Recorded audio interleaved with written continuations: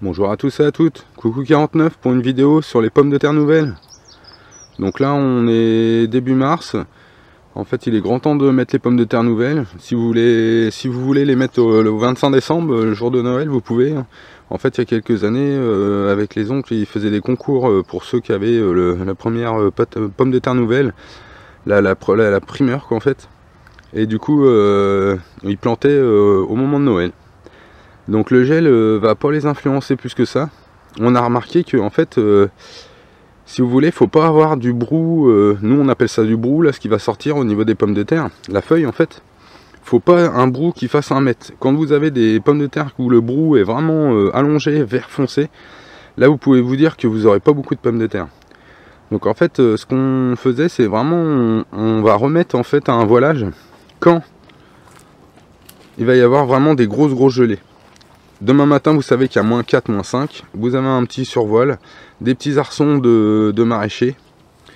Donc moi je vais les poser en fait. Et si vraiment je vois que le temps va changer, que ça va virer au froid, du coup je mettrai mon voilage. Mais sinon, vous pouvez laisser tout le temps le voilage ouvert. En fait, les faire farcir va faire que en fait, vous n'aurez pas beaucoup de pommes de terre. Donc là, pour ceux qui suivent un peu, j'ai fait un petit bilan sur la serre et les poules. Donc là, j'ai nettoyé, j'ai poussé de chaque côté ce qu'il y avait en brin de tomate qui restait. Donc du fumier à l'âne, que je mets vraiment quand même une bonne couche. Donc beaucoup vont dire le fumier se met à l'automne. Moi en fait j'en mets tous les ans au printemps parce que l'été, l'âne a les quartiers d'été. Et en fait j'ai du mal à avoir assez de fumier pour faire tout. Et en même temps, vu que le fumier c'est de l'azote ammoniacal, donc en fait je vais vous expliquer un petit peu. Donc quand vous prenez des sacs d'engrais, pour ceux qui utilisent même admettons du Beauchevau pour du bio quoi. Donc vous avez marqué NPK plus oligo-éléments. N c'est l'azote, P phosphore, K potassium. Donc en fait quand vous regardez sur votre paquet, vous allez voir par exemple azote, N, on va prendre un exemple sur le Huon, 2,5%. Dans ces 2,5%, vous allez avoir 1% d'azote nitrite et donc 1,5% d'azote ammoniacal. Donc qu'est-ce que ça veut dire? En fait le nitrite, l'azote nitrite est disponible tout de suite. Donc ça c'est les billes qu'utilisent les agriculteurs conventionnels que vous voyez dans les champs quand ils épandent l'engrais. Eux c'est beaucoup du nitrite. Donc en fait il est disponible tout de suite. Donc cette azote nitrite en fait elle est chargée négativement. Donc en fait elle est positive quand elle est en azote ammoniacal et quand elle se transforme. En fait, c'est les vers de terre qui transforment l'azote ammoniacal et les bactéries en fait du sol qui transforment en azote nitrite. Donc l'azote nitrite est disponible, là elle est chargée en moins. Donc il faut savoir que le sol est chargé aussi négativement. Donc en fait quand on vous parle d'azote qui va dans les champs, enfin qui va dans les rivières, et dans les fossés, les rivières et dans les fleuves, en fait c'est cet azote nitrite qui est disponible par les plantes qui est en moins, et du coup vu que le sol est en moins, donc n'est pas retenu par le sol. Le phosphore et le potassium, eux, sont en plus. Donc souvent, en fait, on dit ouais, on a des carences en phosphore et potassium. Dans les vergers ou dans les maraîchages pro, ils font des analyses de sol. Et on se rend compte que c'est vraiment dérisoire la carence en phosphore et potassium. Parce que le sol, en fait, il arrive à retenir, vu qu'il est négatif, il arrive à retenir des ions positifs. Donc phosphore et potassium. Donc en fait, là, je reviens à mes pommes de terre. Donc si vous mettez trop d'azote nitrite disponible tout de suite, la pomme de terre, qu'est-ce qu'elle va faire? Elle va pousser, donc faire du brou. Donc vous vous retrouvez avec des brous qui font 1 mètre de haut. Mais en fait, vous n'aurez pas beaucoup de pommes de terre. Là, en mettant le fumier, moi je sais que, admettons, on va dire 70 jours pour avoir mes pommes de terre nouvelles. Donc les prochaines cultures, et ben en fait, ça sera un peu plus disponible, et encore et encore. Parce que là, j'ai mis le fumier, mais je vais recouvrir de foin. Encore au moins 10-15 cm de foin. Pour faire vraiment un gros tapis, pour pas avoir d'air, pour pas piocher, pour avoir de l'humidité en dessous.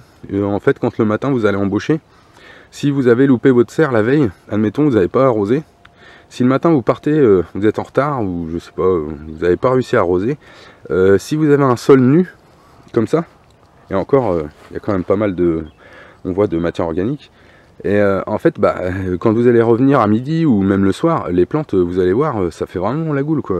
Elles ont soif. Donc ce petit coup-là, elles aiment pas du tout. Si vous faites ça, ça ira pas. Dans une serre, c'est pas bon. Faut toujours que les plantes, le matin, elles aient un petit peu d'humidité. Faut arroser 10-15 minutes, admettons, le matin. Mais surtout, faut toujours avoir quand même un peu d'humidité dans une serre. Pas d'humidité, ça veut dire pas de vie. Pas de vie, votre plante a survie, en fait. En gros, c'est ça. Donc là je reviens à mon fumier, donc j'ai mis tout ce qui traînait. Là je vais enfouir les orties en même temps. Donc je vais tout recouvrir. Donc là il m'en reste une brouette à mettre. Je vais faire tout le long. Après je vais poser mes arceaux. Et je vous reprendrai pour... je vais mettre le foin, je vais reposer mes arceaux. Et après je vous reprendrai pour la plantation des pommes de terre. Donc c'est bon, j'ai fini de mettre le fumier sur les orties. Et en fait, comme vous voyez, ça les recouvre, on voit juste une petite feuille. Donc ça, en fait, ça va les étouffer. Après, j'ai mis le foin. Donc ça, c'est par rapport à Didier 67. En fait, le jardin, le pépé, le potager du paresseux. En fait, il cultive sur foin. Il s'est aperçu que en fait, le foin, à la dégradation, il y avait un bon rapport carbone-azote, on appelle. Donc il tombe carbone-azote à 25. Donc je vous ferai un petit truc là-dessus. En fait, surtout sur l'engrais, sur tout ce qui est le foin, le rapport carbone-azote, tout ça, c'est vraiment spécifique, mais c'est intéressant à comprendre. Donc c'est un peu le NPK du départ que je vous ai expliqué, quoi. Donc là, le foin va vous permettre déjà d'une de ne pas faire de motoculteur. En fait, j'ai rien retourné du tout. Donc là, reposer le fumier par-dessus. Le foin, en plus, moi c'est ce que je mets. Didier, lui, ne met pas de fumier. Moi j'ai trouvé que le fumier dans la serre, ça enrichissait quand même pas mal. Dehors j'en mets un peu moins de fumier. Je mets plus de foin en fait. Et du coup, parce que en fait j'ai pas assez de fumier vraiment pour tout le jardin. Donc là je mets quand même en foin parce que je mets quand même pas mal de fumier. Parce que je me suis aperçu quand même que les concombres, tout ça c'était des gros consommateurs. Tout ce qu'on a dans la serre. Une aubergine, si vous voulez qu'elle fasse 1m20, 1m30 de haut, le pied d'aubergine, faut lui donner à manger. Donc le foin c'est bien, ça va être un bon support et tout, mais il faut quand même vachement de temps pour qu'il se dégrade et tout ça, et c'est des cultures assez courtes, c'est pas facile. Je dis pas un chou dehors, sur une culture assez longue, va en profiter vachement, quoi. Il va être 4-5 mois au-dessus du foin, et du coup lui va pouvoir pomper tranquillement, le foin va se dégrader tranquillement. Donc c'est vrai que après, mettre plus tôt dans la serre, je suis pas pour non plus, parce que je me suis aperçu que quand je mettais le foin plus tôt, et ben en fait j'ai levé des souris en fait. Là si vous avez trop de pression de souris, ce que vous faites, vous mettez 2-3 sachets dans la serre et puis ça va se réguler tout seul, hein. Au bout de 2 semaines, vous allez voir, il y a beaucoup moins d'activité de souris, enfin de mulots en fait, c'est pas vraiment des souris, c'est surtout des mulots ou des petites musaraignes. Donc là j'ai remis les arceaux, j'ai remis mon voile pour s'il y a un petit coup de -4, mais s'il y a 0, vous laissez, hein, vous mettez pas le voile. Même si vous avez une ou deux feuilles noires sur les salades, sur les pommes de terre, excusez-moi, si vous avez une ou deux feuilles noires parce qu'ils ont pris un petit coup de gelée, c'est pas trop grave, vous prenez ciseaux, vous les enlevez au pire, mais au moins vous n'avez pas favorisé le brou, et vous aurez des pommes de terre nouvelles. Vous en aurez plus que d'habitude. Donc là je voulais faire un petit essai aussi en même temps, donc c'est mon plan. Donc là j'ai séparé les grosses pommes de terre des petites pommes de terre. Donc je veux voir en fait si la grosse pomme de terre va amener plus de réserve aux germes que la petite pomme de terre. Donc on verra bien. Donc je vais commencer par les petites, j'en ai déjà planté. Donc moi je mets 2 rangs là, on a un bon mètre d'écartement à peu près là, entre le bord de la serre et mon pied. Donc 2 rangs de 20 cm d'espacement, ça suffit largement. Donc là vous voyez 2, 4, 6, 8. Donc en fait je fais un trou, je retrouve la terre, je creuse de 5 cm, je dépose ma pomme de terre, je recouvre légèrement de terre et c'est tout, je laisse comme ça. Je referme légèrement un petit peu avec le fumier. Dès que ça va pousser, vous allez en fait rapprocher le foin et le fumier et le foin autour du brou. Et une fois qu'il sera au-dessus, comme ça il verra pas en fait l'herbe va pas pousser autour en fait. Ça verra pas le soleil, donc du coup pas de soleil, pas d'herbe. En plus ça sera étouffé en dessous. Donc c'est vraiment un avantage. Moi en fait je vais planter et je vais récolter. Lui il appelait ça le potager du paresseux, Didier, et en fait je trouve ça super génial parce que en fait c'est pas une honte en fait de gagner du temps et de Peut-être qu'en fait le retraité, il aime bien aller dans son jardin, dans sa serre, parce qu'il met son petit coup de croc, il met son petit coup autour des patates, il va rebuter, il va tout nettoyer nickel et tout. Mais en fait nous, on bosse, on n'a pas trop le temps, on fait ça. C'est super intéressant parce qu'en fait vous allez planter, donc vous allez passer un peu de temps. Là le gamin en vacances, donc il va me donner un petit coup de main, il va planter et tout, il va être super content. Et en même temps, et ben en fait vous aurez que ça à faire et récolter. Vous n'allez pas biner, bêcher, buter, un peu tous les trucs conventionnels qu'on faisait avant quoi. Donc à côté, là je vais refaire pareil. Donc je vais mettre un tout petit peu moins de fumier parce qu'il y a quand même pas mal de déchets là. Donc je vais mettre un tout petit peu moins de fumier. Je vais mettre un tout petit peu plus de fumier de poule, un peu plus d'azote. Et là en fait je vais amener des choux-fleurs. Et du coup c'est pareil, je vais vous faire une petite vidéo sur le chou-fleur. Au mois de mars là, les départs sous serre en chou-fleur, ils deviennent mais énormes. C'est vraiment, ils sont super beaux. C'est vraiment, ils sont blancs, ils sont bien blancs et tout. Et en fait sans engrais, juste avec un peu de fumier, du foin et les restes que vous voyez dans la serre. Donc c'est super intéressant. Essayez d'économiser, enfin je sais pas si c'est économiser parce que le sac de Beauchevau en bio il est pas excessif, c'est pas très cher. On va être sur des, il me semble que ça doit être 15 € le sac de 25 kg ou un truc comme ça. Mais en même temps, en fait comme Didier il dit, le problème c'est que si vous amenez du huon, c'est disponible pour la plante, mais ça va pas structurer votre sol. Et là aujourd'hui en fait on se rend compte que les sols sont quand même assez pauvres et tout en matière organique.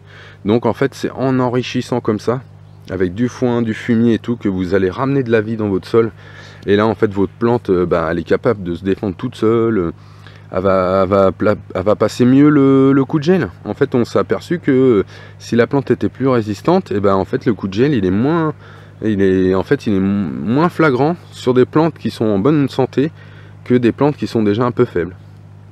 Donc c'est vrai que c'est pas facile à comprendre, les anciens et tout vont beaucoup se remettre en question. Moi je me suis remis beaucoup en question. En fait j'avais trouvé le truc avec le Beauchevau, une poignée de Beauchevau puis ça pousse nickel, les plants sont beaux et tout. Mais c'est vrai que Didier lui il a encore passé un cap là. Et comprendre que en fait la dégradation de la matière organique comme le foin et le fumier vont apporter de l'engrais et structurer le sol. Lui là il parle de aggradation de sol. Donc quand on est rendu là en fait aggradation c'est plus dégradation l'opposé, aggradation. Donc en fait il dit qu'on peut augmenter le volume du sol en fait. À force de ramener du compost et tout, de la matière organique et en fait votre sol va s'aggrader. Et donc en fait retour des vers de terre.